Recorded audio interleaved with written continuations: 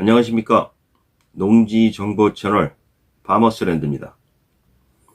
농지는 취득을 하면 농사를 져야지 그냥 빈 땅으로 놀리면 안 됩니다.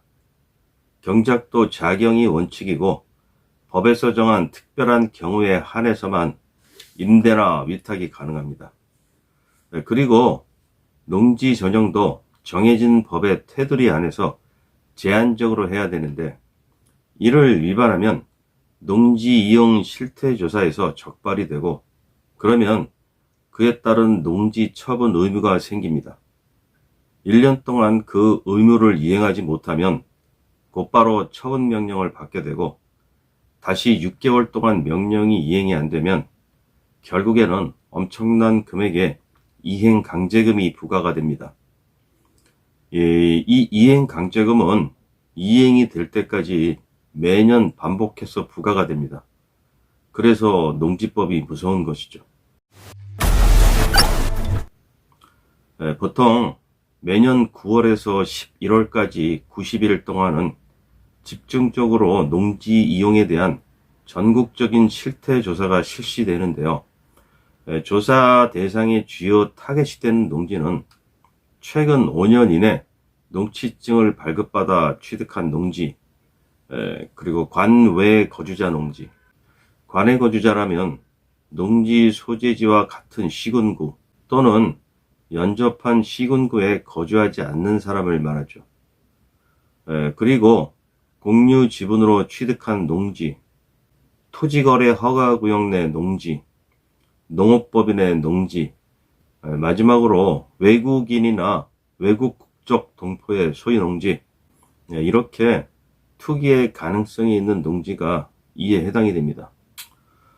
조사 내용은 무단 휴경이나 불법 임대차와 사용대차, 그리고 소유상한의 위반, 불법 전용, 이런 것들인데요. 이 실태조사에서 불법적인 요소들이 적발이 되면 일단 농지 처분 의무 대상자로 분류가 되고, 그에 대하여 청문 출석의 통보와 함께 농지 처분 의무 사전 통보를 받게 됩니다. 청문 출석은 당사자에게 해명의 기회를 주기 위함이겠죠. 청문 출석이 불가능하다면 서면으로 의견서를 제출해야 합니다. 이 청문 출석이나 의견서를 제출해서 위법 사항에 대한 해명이 이루어지면 다행이지만, 그렇지 못하면 농지 처분 의무가 확정이 됩니다. 그리고 그에 대한 농지 처분 의무 통지를 받게 되는데, 본격적인 스트레스도 이때부터 받게 됩니다. 농지 처분 의무 통지를 받았다면 먼저 이 결정이 부당하다고 생각되시는 분은 그에 대한 불복 구제 절차를 이용할 수가 있습니다. 통지관청인 시군구를 상대로 60일 이내에 서면으로 이의 신청을 하든지, 아니면 90일 이내에 행정심판을 청구하거나 행정소송을 제기할 수가 있습니다. 행정소송은 시간과 비용이 많이 들기 때문에 보통 행정심판을 먼저 청구하게 되는데요. 이런 상황이라면 혼자 고민하지 마시고 빨리 전문가인 행정사를 찾아가셔야 합니다. 불복을 하지 않고 이 결정을 받아들인다면 1년 이내에 작용을 하든지 처분을 하든지 둘 중 하나를 해야 합니다. 간단하면서 확실한 해결 방법은 작용이기 때문에 어떻게든 작용할 수 있는 방법을 우선적으로 찾으십시오. 일단 작용을 하게 되면 농지 처분 명령이 3년간 유예가 됩니다. 농지 처분 의무 기간이 끝나는 시점부터 3년간 작용을 해야 하니까 횟수로는 총 4년이 되겠죠. 그러면 처분 의무가 소멸이 됩니다. 이 작용이 도저히 불가능하다면 방법은 처분하는 수밖에 없는데요. 요즘같이 농지법이 엄격하고 매매가 안 되는 상황에서 농지를 팔기란 정말 쉬운 일이 아니죠. 더군다나 시간에 쫓기면서 팔아야 하기 때문에 금전적인 손해도 감수하셔야 합니다. 개인적으로 처분이 힘들다면 농어촌공사에 매도를 위탁하는 방법이 있는데, 이 농어촌공사와 매도 위탁 계약을 했다면 계약 기간 동안에는 처분 명령이 유예되고 경우에 따라서 소관청 직권으로 3년까지도 유예가 가능할 수 있습니다. 그러나 이 매도 위탁이라는 것도 사실 쉽지가 않습니다. 농어촌공사가 이런 모든 농지를 전부 받아주는 것이 아니라 농업진흥지역 안에 있는 1,000제곱미터 이상의 우량 농지 위주로 받아주기 때문에 여기에 해당이 안 되는 농지는 그냥 개인적으로 파는 수밖에 없습니다. 농어촌공사만 믿고 있으면 안 됩니다. 또 한 가지 방법은 전용을 조건으로 매수할 사람이 있다면 이를 이용해서 처분할 수가 있습니다. 처분 의무 통지를 받은 상태에서는 소유주 본인이나 세대원이 전용 허가를 신청하는 것은 불가능하지만 제3자가 매매를 조건으로 농지 소유주의 토지 사용 승낙서를 받고 농지 전용을 신청하는 것은 가능합니다. 다만 농지를 처분하기 위한 구체적인 행위가 실제로 있어야 하고, 그러니까 허위가 아닌 진짜 매매 계약을 해야 되겠죠. 그리고 그 전용이 꼼수가 아닌 실질적인 매매를 위한 전용이고, 또 그게 증명이 된다면 매수 예정자의 전용 허가를 제한할 수가 없는 것입니다. 이런 방법으로 농지를 팔 수 있는 길이 있기는 하지만 그나마 이것도 전용이 가능한 농지만 해당이 되겠죠. 정리를 하자면 농지 처분 의무 통지를 받은 상황에서 할 수 있는 대처 방법은 첫째, 행정심판 같은 불복 구제 절차를 밟든지 아니면 작용을 하든지 아니면 처분을 하는 것인데, 처분은 개인적으로 처분할 수도 있고 농어촌공사에 매도 위탁을 할 수도 있고 매수 예정자인 제3자의 전용을 이용할 수도 있습니다. 1년 동안 이 중 한 가지라도 이행이 안 되고 해결이 안 된다면 그 다음 단계는 농지 처분 명령입니다.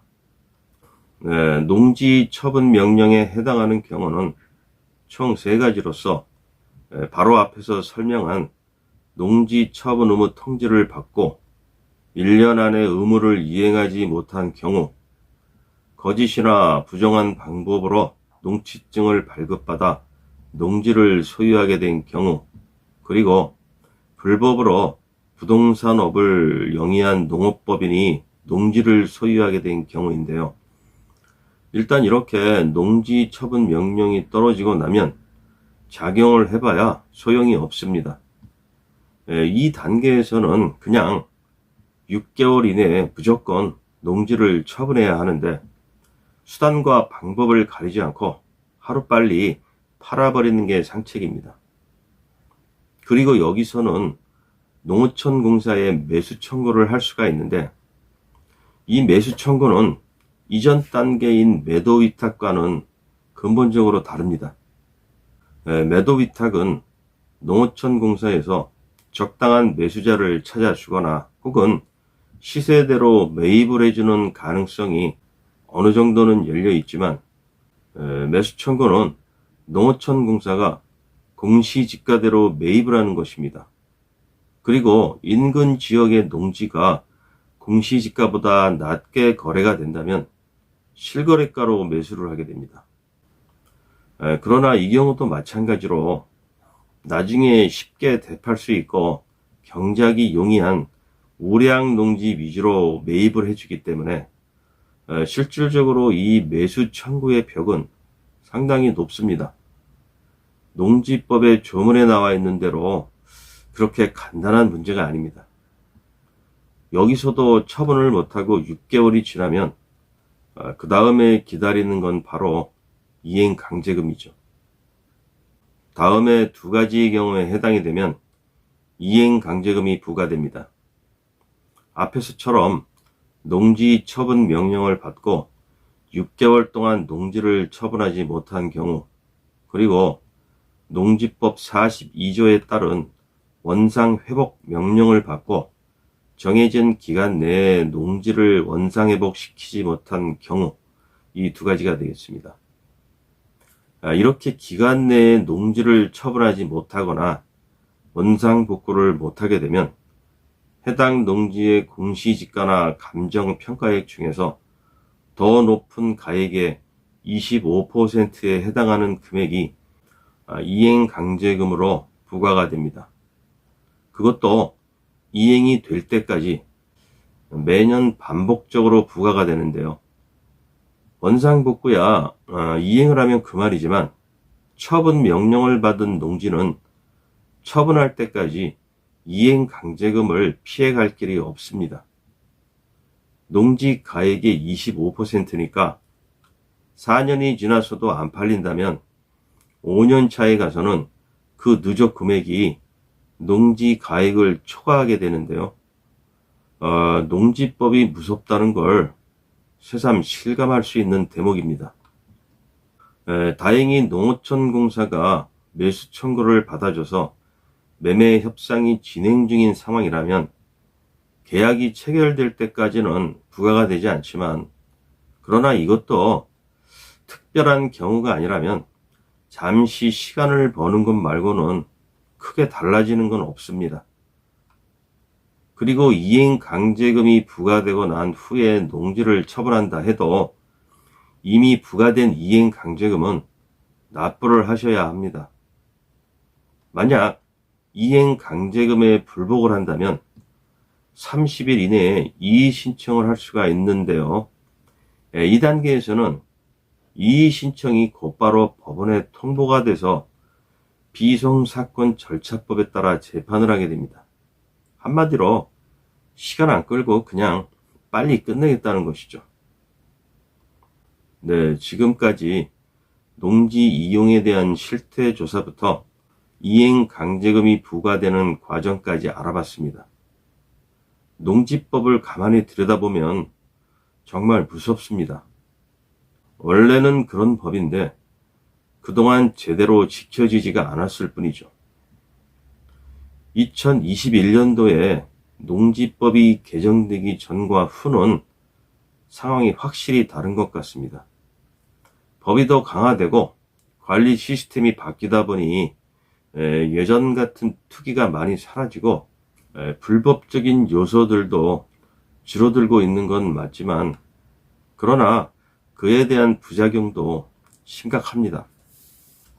영농 수요의 급격한 감소로 인하여 매매는 이미 얼어붙어 버렸고, 앞에서 설명한 이런 이유 때문에 농지는 팔아야 하는데 살 사람이 없는 상황이 계속 발생하고 있습니다.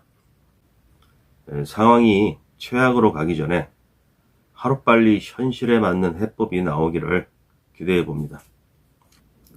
벌써 10월도 한 주가 지나가는데요. 지금 실태조사가 한참 진행이 되고 있겠네요. 일단은 피해 가셔야 합니다. 농지를 최근에 취득하신 분들이나 농업인이 아니면서 상속이나 증여로 소유하고 계신 분들, 특히 조사 대상에 해당이 되시는 분들이라면 지금이라도 빨리 잘 대비하셔서 별 탈 없이 무사히 넘어가시기를 바라겠습니다. 네, 그럼 오늘 영상은 여기서 마무리하겠습니다. 좀 무거운 내용이었지만 끝까지 시청해 주셔서 감사드리고요. 지금까지 농지정보 채널 파머스랜드였습니다. 안녕히 계십시오.